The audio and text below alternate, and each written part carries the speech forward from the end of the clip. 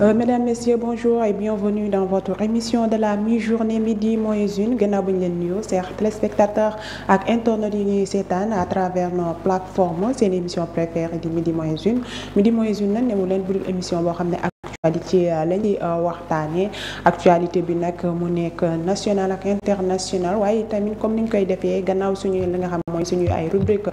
bés bu dellu si ak bés 221 nekk li nga xam ne nag mu dañ si dalal si plateau bi suñuy ay invité tey nag ñu ciy dalal ki nga xam ne moom mooy Issa Pam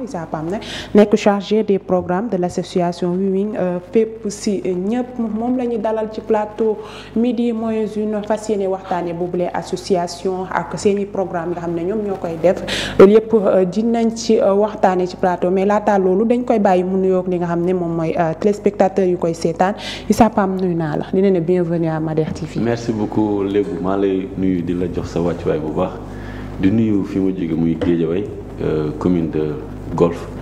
maa ngi nuyu bu baax a baax di la nuyuwaat bu baax di nuyu ne si kër gi bu baax a baax di leen encouragé di leen félicité di wax ne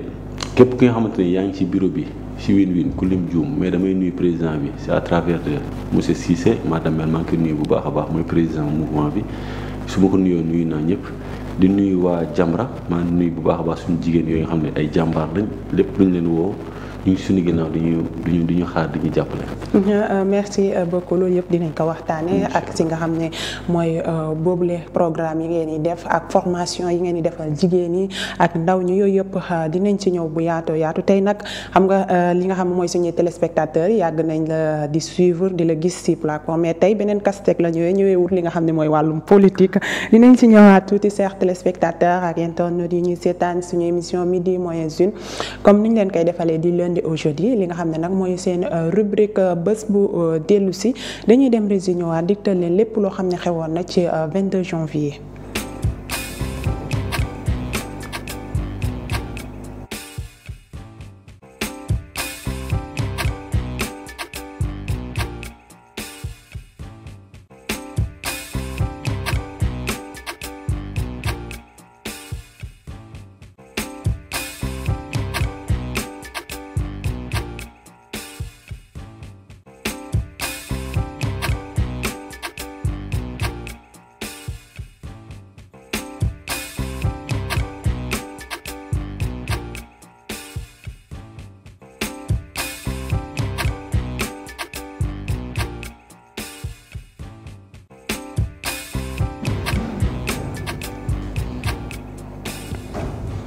Chers téléspectateurs ak internautes ñuy seetaan seen émission midi moins une comme niñ leen koy defalee rek li nga xam ne mooy seen rubrique bés bu dellu si tey nag mu nekk li nga xam ne mooy 22 janvier buñ ko waxee xel yi day dem ci 22 janvier 2023 méga meeting organisé à Keur Massar dans la banlieue dakaroise par les militants du parti Pastef les Patriotes en soutien à leur leader Ousmane Sonko renvoyé devant la chambre criminelle du tribunal de grande instance hors classe de Dakar dans une affaire de mœurs. Ses partisans estiment qu'il s'agit d'un complot politique par le pouvoir pour empêcher de se présenter à l'élection présidentielle du 25 février 2024 mu nekkoon bés ni que tey foofu la nga xam ne nag mooy ca Kër Massar ak meeting bi nga xam ne militant yu Pastef organisé woon nañ ko nag boobu leen ak meeting nag pour soutenir ki nga xam mooy seen leader di Ousmane Sonko le président di Pastef moo kan ñu defoon ko loolu gannaaw li nga xam ne ñoo ngi ko doon jiiñ te mu waroon wuyu ji ci kanamu yoon ñoom nag nga xam ne mooy militants yi jàppee loolu ne complot la bi nga xam ne état bi moo ko fi teg pour bañ mu bokk ci élection lu nga xam ne dañ ko doon amal le 25 février 2024 ñu dem ci li nga xam ne mooy 2021 22 février décès à Dakar à l'âge de 70 ans de Serigne Atou Diagne, membre fondateur et leader moral du Daïra Hizbut Tarqiyyah réunissant les étudiants mourides de l'université Cheikh Anta Diop de Dakar. Créé en janvier 1976, le mouvement a été approuvé par Serigne Abdou Ahad Mbacké, khalife général des Mourides. C'est le premier mouvement islamique créé à l'université de Dakar. Bés ni ki tey la woon ci atum 2021 ki nga xam ne nag mooy Serigne Atou Diagne si la fi bàyyeekoo moom nag am fi jógee mu ngi amoon lu toll ci 70 ans mu nekkoon nag membre fondateur li nga xam ne mooy daayira Hizbut Tarqiyyah nga xam ne kenn dootu ko présenté fii ci réew mi moom nag boobule nga xam ne mu nekk première bi nga xam ne moom mooy mouvement bi ñu créé au sein de l'université moom nag ñoo ngi ko créé woon ci atum 1976 ñu dem ci ba tey ñu desandi ci 2021 le 22 janvier décédé à Dakar à l'âge de 78 ans du champion de lutte des années 1970-1980 Aliou Camara, plus connu sous le nom de Boy Bambara. Il était réputé pour son courage et sa technique, mais également pour ses bacs. Il a été plusieurs reprises champion d'Afrique de lutte gréco-romaine. À sa retraite, après une belle carrière sportive, il a eu à encadré toute une génération de jeunes lutteurs. Bés ni ki tey la woon mu nekkoon ci atum 2021 kii nga xam ne nag moom mooy Aliou Camara ñu gën koo xam ci Boy Bambara si la fi jógee woon moom nag ba muy génn àdduna mu ngi toll ci li nga xam ne mooy 78 ans ñu dem ba tey ci 2021 lañ fiy desandi li nga xam ne mooy 22 janvier un combat de MMA organisé à Singapour. Le lutteur Oumar Kane alias Reug remporte une victoire par KO sur le Camerounais Alain Ngalani. C'est son deuxième succès dans cette discipline après celui qu'il avait obtenu sur le champion marocain Sofiane Boukissou à Dakar en décembre 2019. bés ni ki tey ki nga xam ne nag mooy Oumar Kane ñu gën koo xam ci Reug si la gagné combat boobu nga xam ne ñoo ngi ko doon organisé ci réew Singapour moom nag mu remporté ko ci li nga xam ne mooy KO kii ci adversaire am boobu mu doon dajeel mu nekk benn Camerounais ñu gën koo xam ci Alain Ngalani mu nekkoon deuxième victoire am si boobule nga xam ne moom mooy compétition. ñu dem ci li nga xam ne mooy atum 2020 le 22 janvier inauguration à Thiawkor dans la région de Louga de la case du tirailleur, un musée en mémoire des soldats africains de la Première Guerre mondiale 1914-1918. Thiawkor dans la région de Louga est un village d'origine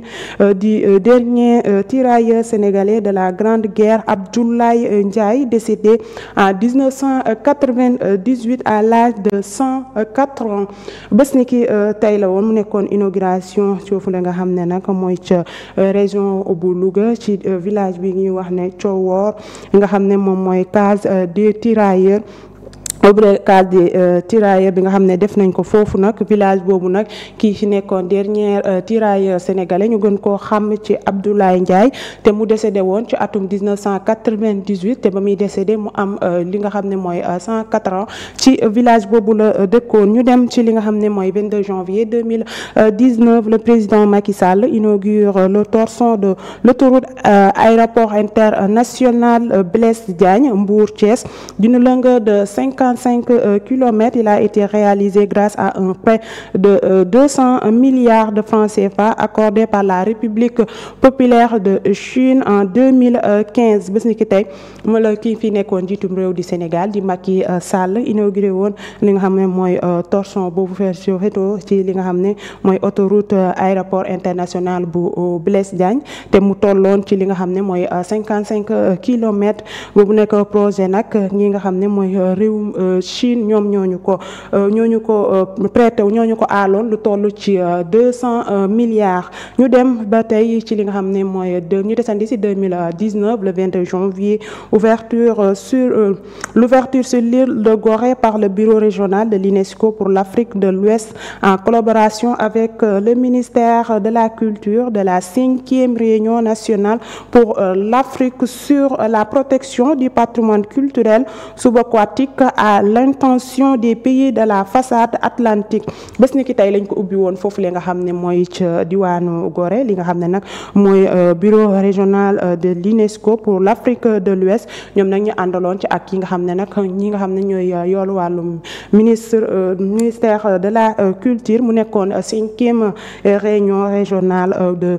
régionale pour l'Afrique sur la protection du patrimoine. ñu dem ci li nga xam ne mooy 22 janvier 2016 à Dakar. Le médiateur de la République Alioune Badara Cissé est élu président de l'association des médiateurs des pays membres de l'Union économique et monétaire ouest-africaine lors de la 4e assemblée générale de l'association. mu nekkoon le 22 janvier 2016 kii di fi nekkoon nag médiateur de la République di Alioune Badara Cissé si lañ ko tabbe mu jiite li nga xam ne mooy association des médiateurs des pays membres de l'Union économique et monétaire ouest-africaine ci li nga xam ne nag moo nekkoon 4e assemblée générale bu association boobu. ñu dem ci atum 2014 22 janvier libération du navire battant le pavillon russe Oleg Neidov après paiement d'une amende de 400 millions de francs CFA. Il avait été arraisonné par la marine nationale le 4 janvier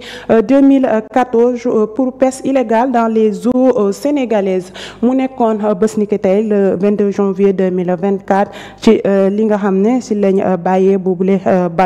bateau boobu noonu nga xam ne nag ci réewum Russe ñoo ko moomoon te lii nga xam ne mooy marine nationale tegoon ci seen loxo ci 4 janvier 2014 ginnaaw bu ñu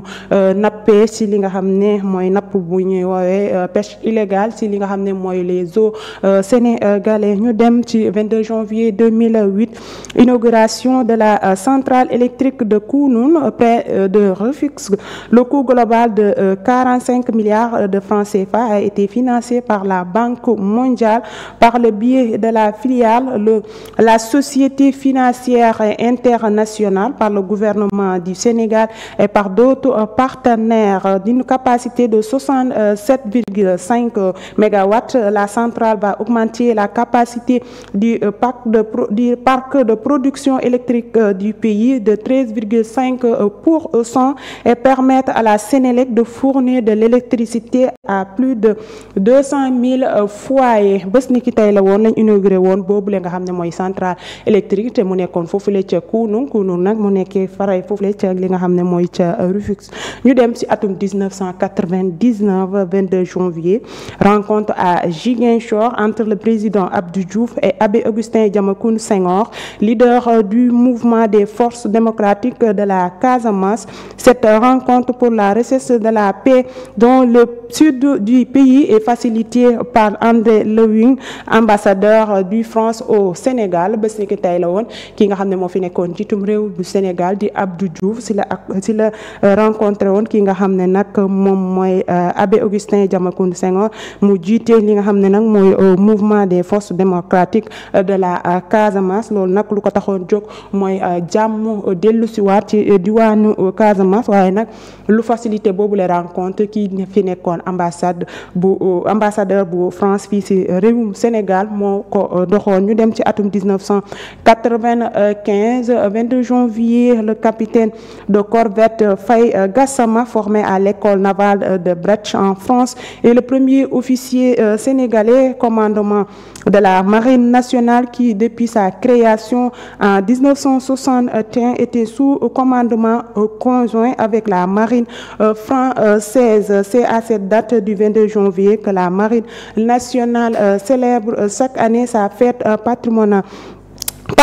Mu nekkoon bés ni ki tey le 22 janvier 1975 kii nga xam ne nag mooy corvette Faye Gassama te ñu formé ko woon foofule nga xam ne moom mooy école navale de Brest en France. moom mu nekk nag premier sénégalais bi nga xam ne moom moo commandé li nga xam mooy marine nationale bi nga xam ne créé woon nañ ko ci atum 1961. ñu dem ci 22 janvier 1961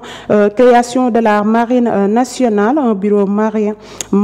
est créé au sein de l'état-major des armées. Ce bureau sera érigé en 1972 en commandement de la marine avec à sa tête un officier français, le capitaine corvette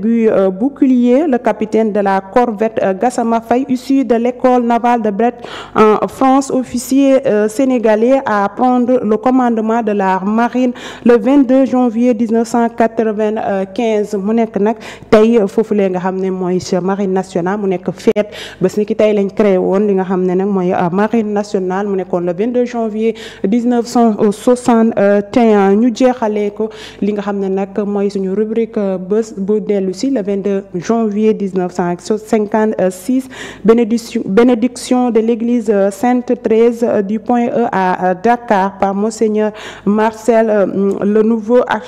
archevêque de Dakar qui était vicaire apostolique depuis 1947, sera intronisé le 19 février 1956 par le cardinal Eugène. Moom bés ni ki tey la woon nag si lañ xam ne foofule ca église Sainte Thérèse bu féetoo foofule ca Point E lañ doon def li nga xam ne nag mooy bénédiction ki ko doon def nag mu nekkoon Monseigneur Marcel. Bés ni ki tey nag lii moo nekkoon loo xam ne xewoon na fii ci 22 janvier fii nga xam ne mooy suñu réew. dañuy dem résil ñëwaat diktal leen li nga xam ne mooy seen rubrique Buzz 221 bi nga xam ne actualité lañ ci waxtaane.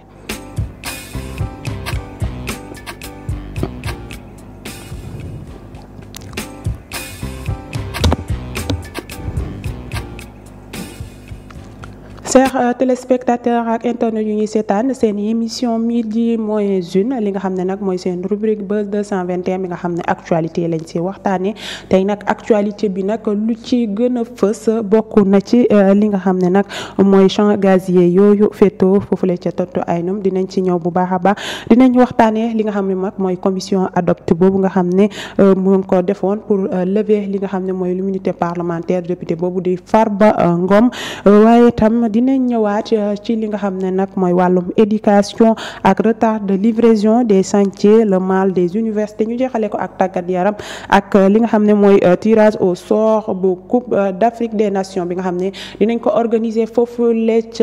réewum Maroc loolu moo nekk point yi ci gën a fës comme ni ma leen ko waxee woon li nga xam ne nag moom mooy champ gazier boobu le président de la République du Sénégal di Bassirou Diomaye Faye moom démb nag dalaloon na foofu noonu ci palais de la République kii nga xam ne nag moo jiite délégation bi di British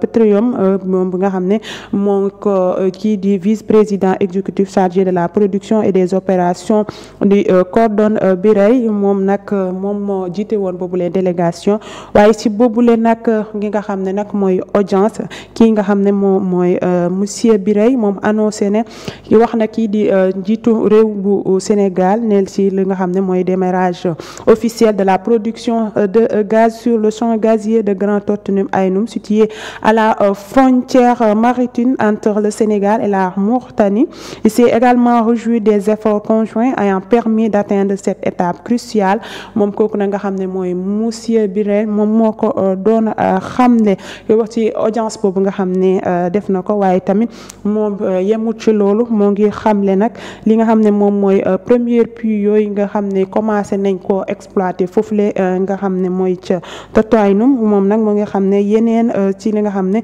ay démarrage yeneen puits ci nga xam ne dinañ ko noter ci semaine bii di ñëw ñu dem ci comme ni ma leen ko waxee woon ci wàllum li nga xam ne mooy foofu ca assemblée nationale ak coow bi ci par rapport ak 125 milliards ñu wax tuumal ki nga xam ne moom mooy Farba Ngom ñoom nag ñu gannaaw ba ñu defee li nga xam ne mooy commission ad hoc mettre ko en place depuis ni ki vendredi passé ñoom nag démb leen boobule commission ad hoc nag te mu composé woon 11 membres ñoom nag démb ñoo ngi doon déglu ki nga xam ne mooy Farba Ngom waaye nag kooku nag di Farba Ngom mu jéewuta teew ci boobule nga xam ne nag moom mooy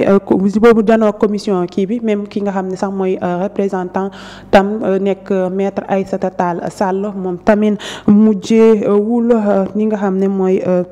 poursuivre li nga xam ne mooy travaux yooyu nga xam ne commission adopté ñoo ngi ko doon def waaye tamit ñoom nag ñi nga xam mooy ñooñu boobule commission yóbbu nañ li ni mel maanaam ci séance plénière ci kanamu 165 députés de la 15e législature. ñu dem ci wàllum li nga xam ne mooy éducation nag dañuy dem ci li nga xam ne mooy njàng bu kawe bi ci li nga xam ne nag mooy travaux yi nga xam ne ñoo ngi koy def ci université yi yooyu la université nag grève commencé na fa jub boo demee ci li mel ni mooy université bu Sine Saloum bu El Hadj Ibrahima Niass bi nga xam ne nag ñoom dañ doon grève niki lundi gannaaw gi nga xam ne mooy travaux yi am ci boobule université buñ demee tamit ci li nga xam ne mooy Iba Der Thiam ñoom tamit étudiants ya soobu woon nañ ci ay grève ndax yooyu les travaux yu tàggatee mi bañ a pare te ñoom ñi nga xam ne dañ leen waroon livrer benn pavillon bi nga xam ne dina am 1000 lits waaye ba tey defuñ ko boo xoolee tamit ci li nga xam ne mooy foofule ca université bu Ziguinchor bu Assane Seck tamit même chose la ñuy noté grève te loolu yëpp lu koy waral mooy étudiants yi dem grève waral jokk na ci li nga xam ne mooy travaux yi nga xam ne bañ naa yegg foofule ca université. ñu jeexale ko ak li nga xam ne nag mooy tàggat yaram comme ni mu leen ko waxee tirage au sort bi nga xam ne nag lii di Coupe d'Afrique des Nations dinañ ko amal ni ki lundi 27 janvier foofu la nga xam ne nag mooy ca Maroc maanaam ca Rabat fa lañ koy amalee pour jëm ci wàllum li nga xam ne mooy Coupe d'Afrique des Nations dina door à partir de 18h boobu nag boobule 24 équipes yi nga xam ne qualifié nañ ci coupe boobu dinañ leen répartir en 6 groupes de 4 pour ñu war a jongante li nga xam ne mooy Coupe d'Afrique des Nations bi nga xam ne dinañ ko door le 21 décembre 2025 jeexal ko ci li nga xam ne nag mooy le 18 janvier 2026 loolu chers téléspectateurs yi leen indiloon li ci nga xam ne nag mooy seen rubrique Buzz 221 dañuy dem ci li nga xam ne mooy suñu troisième et dernière partie comme niñ koy defee à chaque fois ki nga xam ne suñuy